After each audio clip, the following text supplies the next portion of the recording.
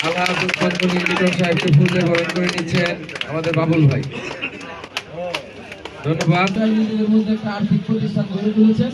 এখান থেকে দেখা গেল হয়তো আপনাদের মাঝে টাকা লেনদেন করবেন, কারণ মেয়ের বিয়েতে টাকা লাগে, এই টাকাগুলো সহজে কেউ কাউকে দেয় না।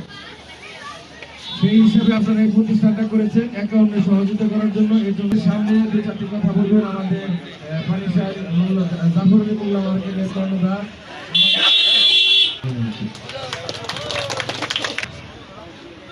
শুভ উদ্বোধন পদযাত্রার আজকে উপস্থিত আছেন আমাদের ১ নং ওয়ার্ডের জননী।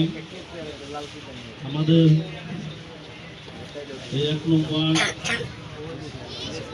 উন্নয়নের উপকার গাজীপুর মহানগর ৫৭টা ওয়ার্ডের মধ্যে সবচেয়ে জনপ্রিয় কাউন্সিলর যিনি খ্যাতি অর্জন করেছেন তিনি লিটন সাহেব। উপস্থিত আছেন মোল্লাপাড়া কৃতি সন্তান জনাব আসাদ মোল্লা।